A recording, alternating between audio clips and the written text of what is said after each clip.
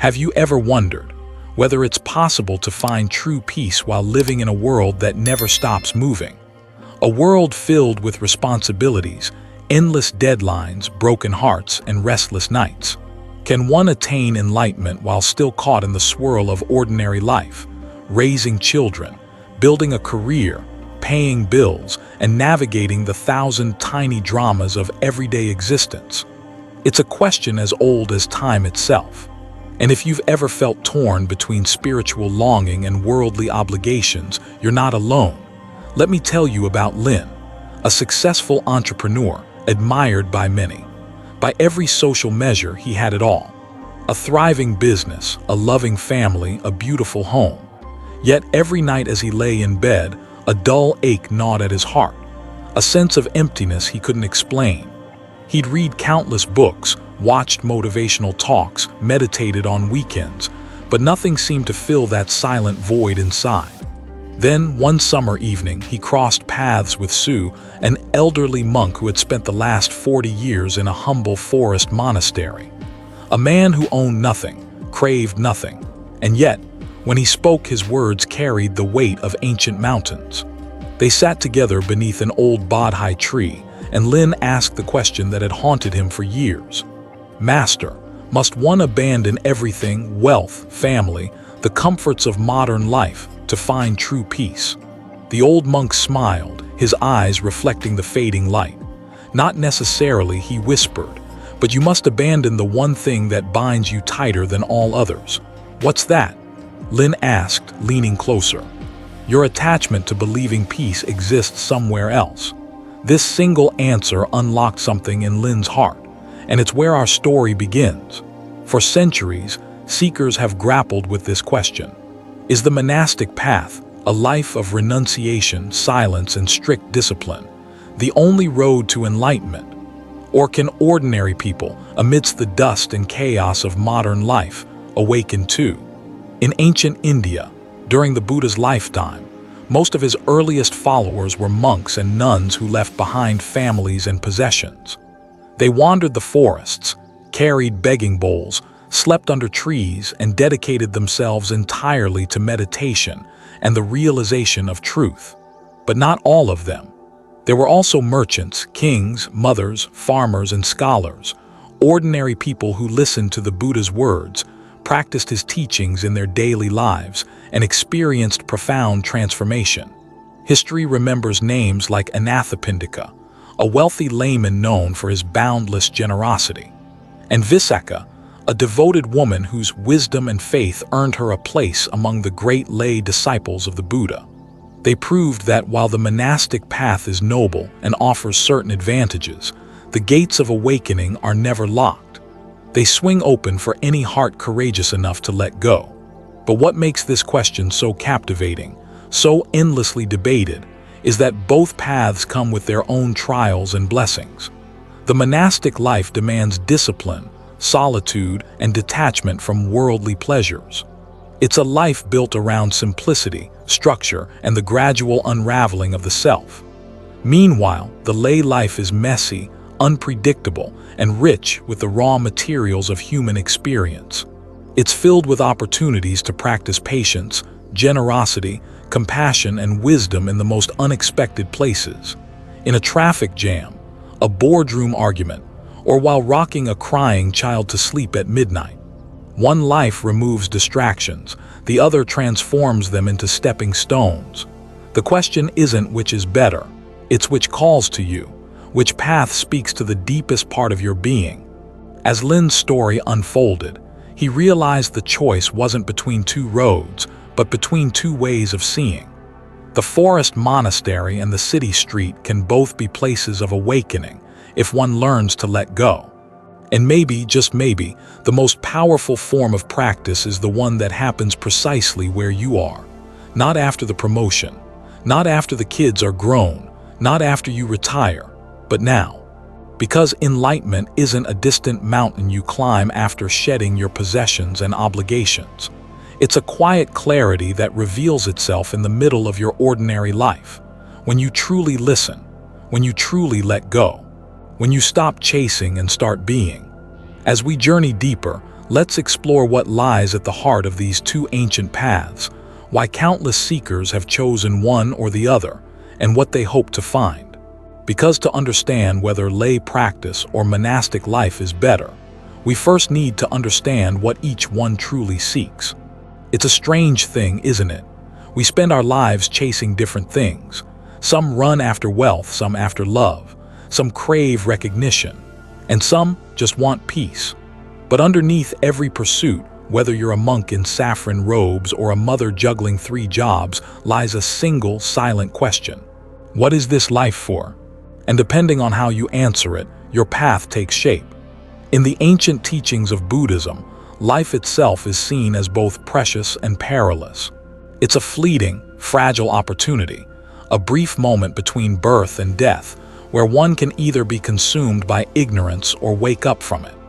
And this is where the two great roads begin to diverge. On one side, there is the monastic path, a life stripped of excess, a life designed to untangle the mind from its attachments. The ultimate goal here is nibbana, the cessation of suffering, the extinction of craving, and the awakening to an unshakable peace beyond birth and death. Monastics vow to renounce worldly pleasures, material possessions, and even personal identity. They shave their heads, wear simple robes, and follow hundreds of precepts. Not because these acts are holy in themselves, but because every little attachment cut away reveals the mind's natural clarity. They wake before dawn. They eat a single meal before noon. They spend long hours in meditation, contemplation, and study. Every part of the monastic life serves a single, luminous purpose, to see through the illusions of the self. And then, on the other side, there's the lay path. At first glance, it looks wildly different. Lay practitioners live amidst the world. They marry, raise children, run businesses, care for aging parents, and navigate heartbreak and joy alike. But what makes them remarkable isn't how their lives look from the outside. It's the spirit in which they live them. The foundation of lay practice is to cultivate the 10 wholesome actions. Avoiding harm, speaking truthfully, acting kindly, giving generously, and maintaining mental discipline in a world that constantly tests it. The goal: to live a life rooted in compassion, wisdom, and mindful awareness. To gradually loosen the grip of ego, not by escaping the world, but by seeing through it, moment by moment. Lay practitioners are encouraged to meditate regularly, study the Dhamma, support the monastic Sangha, and keep moral precepts suited to their life situation. They might not aim for full nibbana in this very life, but many seek to sow the seeds for deeper wisdom and compassion, ensuring favorable conditions for future practice. And here's the beautiful part. While the monastic path is like diving deep into the still waters of a forest pond, the lay path is like navigating a fast-moving river. Both hold dangers, both offer beauty. And both, if practiced with sincerity, can lead to the ocean. But neither path is easy. The monastic renounces external pleasures. The layperson renounces the idea that happiness can be found by clinging to them. A monk might struggle with loneliness or the relentless discipline of monastic codes. A lay practitioner might wrestle with envy, greed, or the grief of loss. Yet both are cultivating the same soil, the mind itself. In ancient texts, the Buddha compared practice to tending a fire. The monastic carefully shields the flame from wind and rain, nurturing it in a quiet, protected space. The lay practitioner carries the fire through storms, markets, and battlefields, keeping it alive against the odds. Neither is better. Both are profoundly noble, and each, in its own way, reveals that the root of suffering lies not in the world, but in how the heart clings to it. So, what does this mean for us? For people like you and me, navigating the shifting landscapes of modern life, bombarded by notifications, deadlines, and endless desires, it means that awakening isn't reserved for those in robes. It isn't about where you live or what you own. It's about how you meet this moment. The real question isn't whether you choose the monastery or the marketplace, but whether, wherever you stand, you choose to wake up. Because ultimately, the foundations of both paths are the same: generosity, moral conduct, mindfulness, and wisdom. Whether you're meditating under a Bodhi tree or sitting in traffic, the work is the same. To let go of greed, hatred, and delusion, to see clearly, to act with kindness, and to discover hidden in plain sight the simple freedom of a heart unbound. And so our journey continues. For to truly understand these two paths, we must walk a little deeper into their landscapes, to uncover the specific practices that shape them, and the unique challenges each traveler faces. Because sometimes, the obstacles themselves are the greatest teachers. In the great journey of awakening, the world isn't just a backdrop. It's the very ground where our wisdom is tested, stretched, and refined. And nowhere is this more evident than in the life of a lay practitioner. You see, to live in the world while walking the spiritual path is no small feat. It's easy to be calm when the forest is silent. But what about when the phone won't stop ringing, the bills pile up, and the people you love disappoint you in ways you never expected? That's where the beauty of lay practice shines. At its heart, the lay path is a training ground for the real world. Unlike the monastery, with its structured schedule and protective walls, the lay life throws you into unpredictable situations, each one a hidden invitation to practice. A mother calming a restless child at midnight learns patience in a way no textbook could teach. A business owner navigating loss and betrayal comes face to face with impermanence. A teenager wrestling with heartbreak learns firsthand the dangers of attachment. Every moment becomes a teacher. And this is the first great strength of lay practice, its immediacy. You don't have to wait for retreat days or perfect conditions. The practice is always here in the laughter, the grief, the traffic, the silence.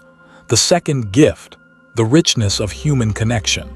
Living amidst the world, lay practitioners have endless opportunities to develop compassion. Relationships, as messy as they are, hold a mirror to our egos. They reveal our blind spots.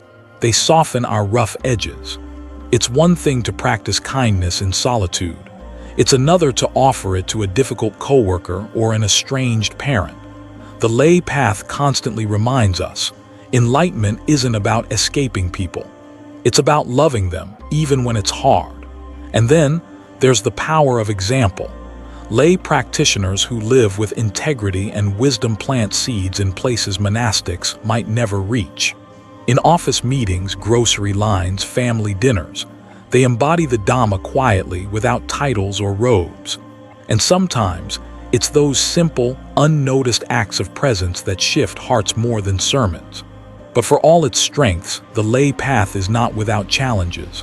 The first and perhaps greatest is distraction. The modern world hums with noise, constant, insistent, addictive. Notifications pull at our attention. Advertising inflames our desires. Endless obligations fracture our focus. It's not just outer noise. The mind, left unchecked, spins stories of craving, comparison, and fear. Without the protective container of a monastery, lay practitioners must build their own discipline, carving out moments of stillness amidst chaos. And then there's the subtle trap of comfort.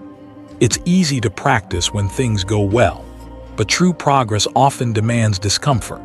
The lay life offers countless ways to avoid difficult truths: a new gadget, a weekend trip, a scroll through social media. Without vigilance, practice can become superficial, reduced to inspirational quotes and occasional meditations, while deeper transformation stalls. There's also the challenge of time. Balancing work, family, health, and spiritual growth requires constant recalibration. It demands clarity about what truly matters, because in the end, no one escapes impermanence. And each delay, each excuse, quietly steals time from the one thing we cannot afford to postpone, our awakening. Yet perhaps in these very limitations lies the secret gift of lay practice. For when you can find peace in a restless world, when you can meet pain without bitterness, when you can offer kindness when it's least deserved, you begin to realize something profound. The world isn't an obstacle to awakening. It's the perfect training ground. not despite its noise, but because of it. Not despite its heartache, but because it breaks your heart open. Not despite its impermanence, but because every fleeting moment whispers the truth you were too busy to hear. That everything you cling to will pass, and in letting it pass, you might just glimpse what no one can give you and nothing can take away. And so, the lay path is both humbling and heroic. It demands not perfection but sincerity, not retreat from life, but a fierce, tender engagement with it. And those who walk it well remind us that wisdom isn't something found only in temples or ancient texts. It can be discovered right here in the ordinary. In the next part of our journey, we'll step into the other side of the coin, the monastic life. A world of silence, simplicity, and discipline. A path designed to strip away distraction and point the heart directly toward freedom. Because while the lay path dances with the world, the monastic path dares to leave it behind. And both, in their own ways, lead home. Far from the restless cities, beyond the hum of highways and neon signs, there lies another kind of life, a life of simplicity, of silence, of discipline, where the walls are bare, the meals are modest, and the days unfold like gentle ripples on a still pond. This is the monastic path, a calling older than kingdoms, stretching back to the time of the Buddha himself. It's a world designed for one thing: awakening. In the monastery, distractions are stripped away. No advertisements, no marketplaces, no endless decisions about what to wear, where to eat, or who to impress.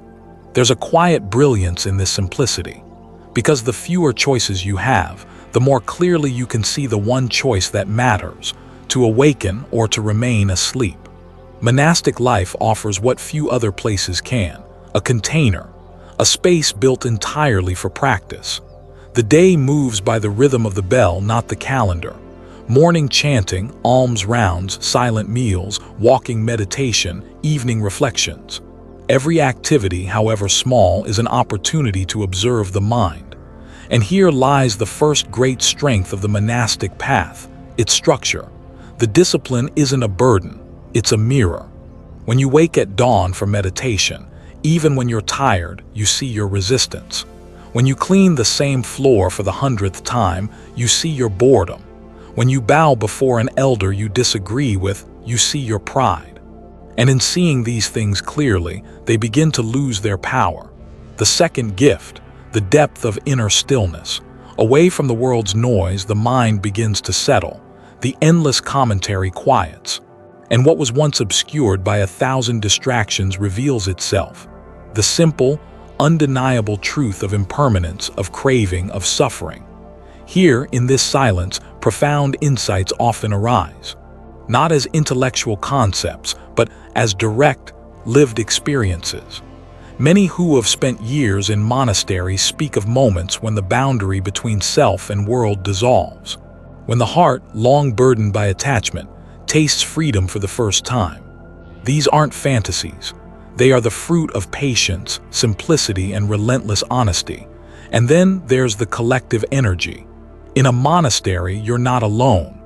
The presence of fellow practitioners creates a field, a subtle, almost invisible current of mindfulness. It lifts you when your will falters. It sharpens your awareness. It reminds you, wordlessly, of why you came.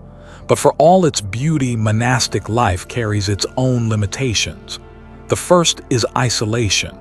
Cut off from the world, it's easy to lose touch with the struggles of ordinary people. To forget what it means to raise a child, lose a job, fall in love, bury a parent. While this separation can create clarity, it can also foster a kind of spiritual arrogance.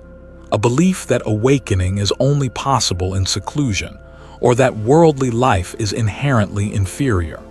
The second challenge is rigidity. Structure is a powerful tool, but it can become a prison. When too tightly clung to, discipline turns into dogma. The very rules meant to free the mind can begin to bind it. And then there's the temptation of complacency. Paradoxically, in a life designed for awakening, it's possible to fall asleep, to mistake outer forms for inner transformation, to chant words you no longer feel, to meditate with a heart untouched by true inquiry. because even in silence, the ego finds ways to survive.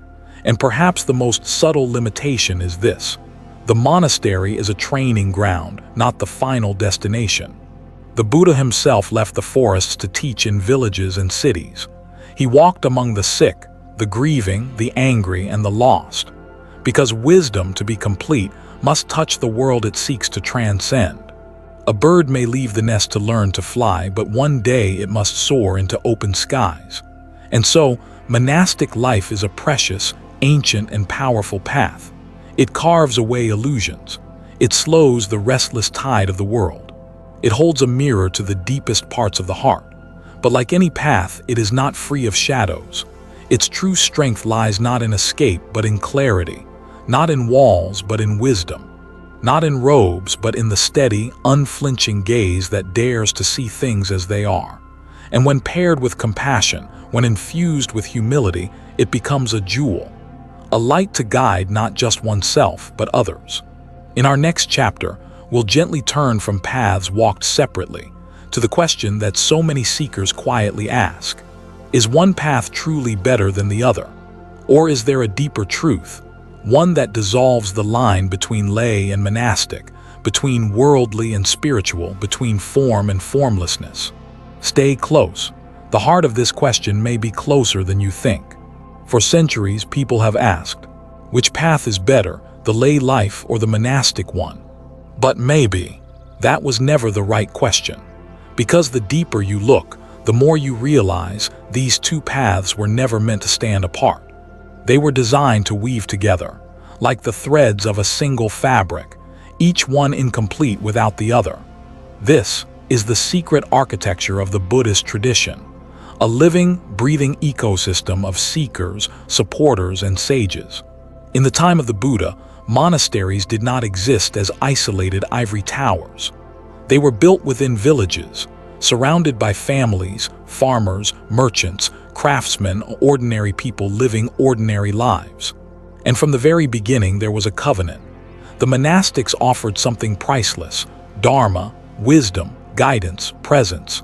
And in return, the laypeople gave what was needed to sustain that life: food, shelter, robes, medicine.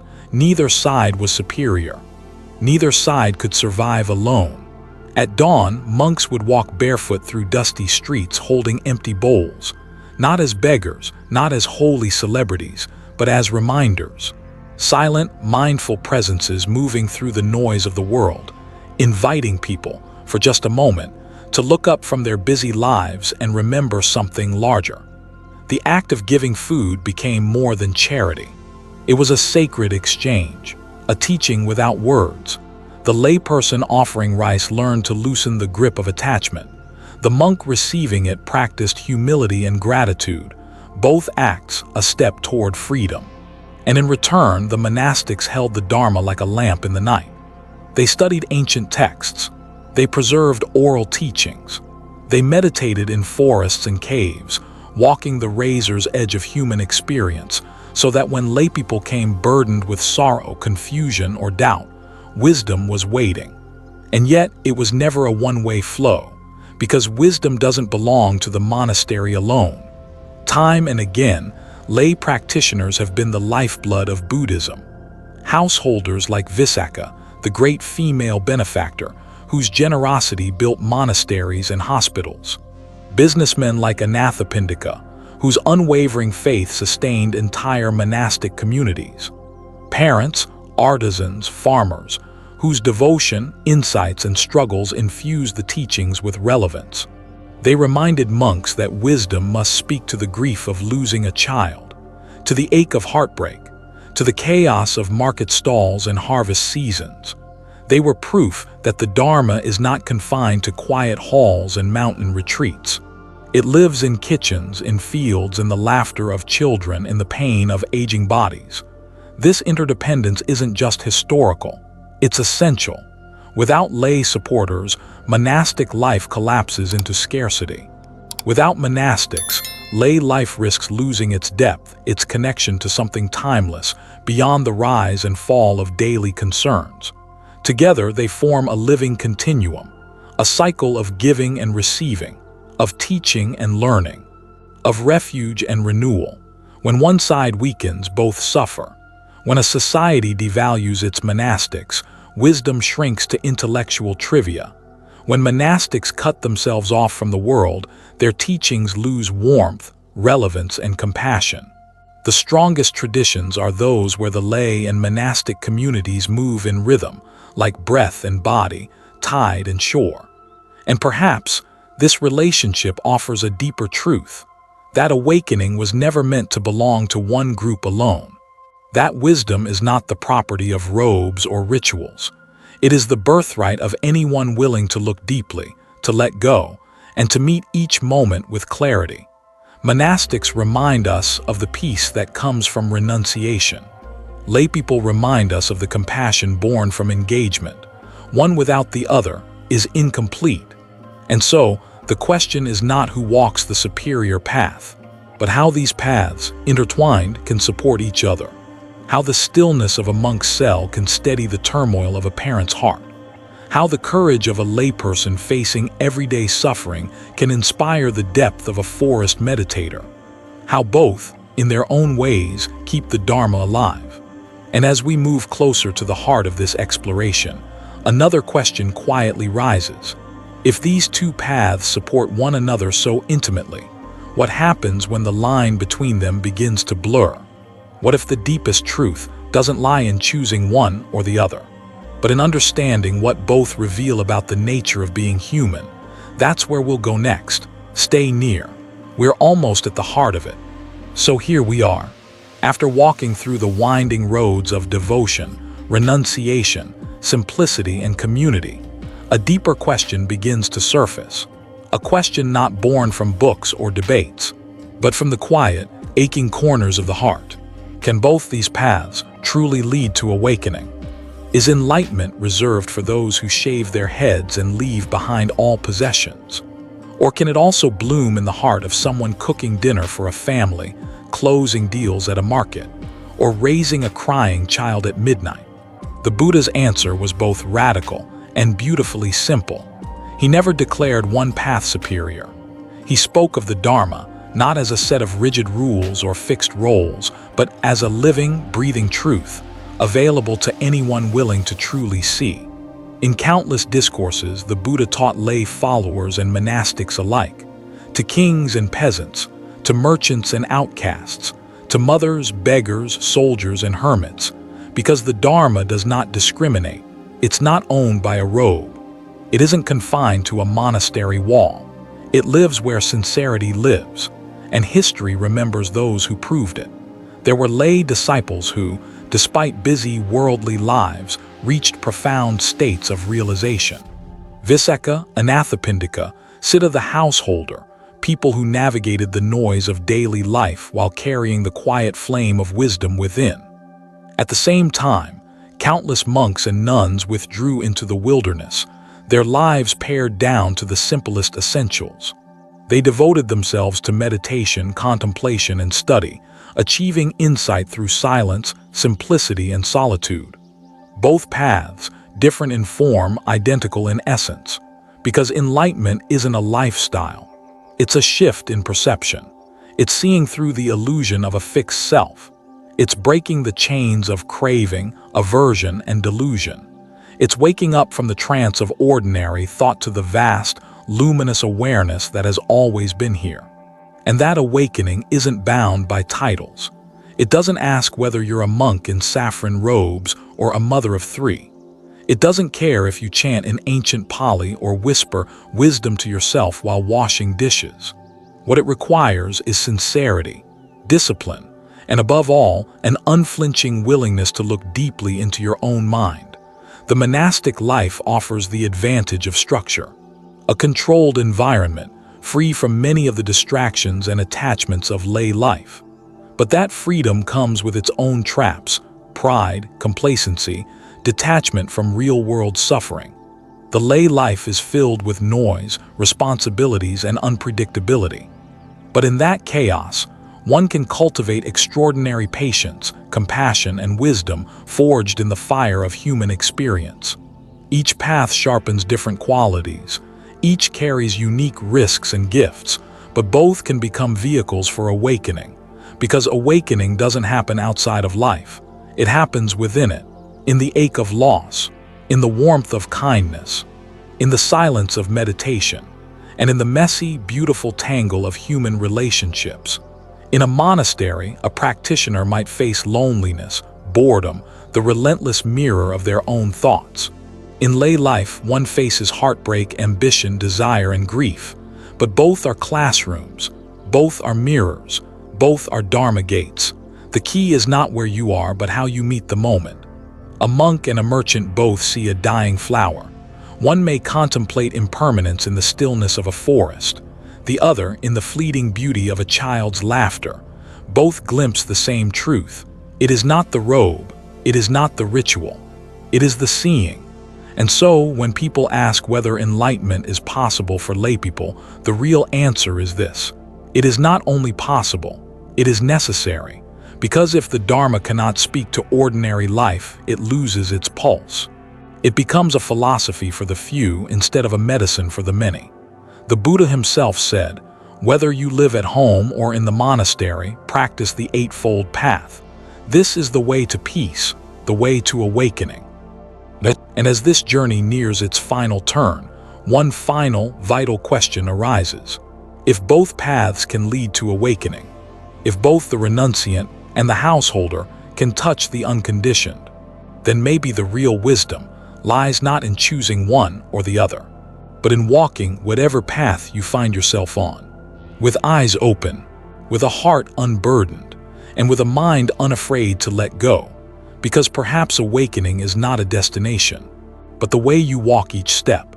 And that brings us to our closing reflection. Stay with me, there's one last thing to say. And now here we are. After all the stories, the ancient teachings, the lives of householders and monks, the trials, the solitude, the noise, the silence, one final question remains. Which path is right for you? In this modern world of endless choices and constant motion, the old images of monks in remote caves or simple villagers offering rice at dawn might feel distant. We live in a time of smartphones and traffic jams, boardrooms and virtual meditations, social causes and soul-searching podcasts. So where does awakening fit in a world like this? The truth is, the question was never meant to be about picking sides. Not then, not now. The Dharma isn't a lifestyle brand. It isn't a competition of who meditates more hours, chants louder, or gives up the most comforts. It's a mirror.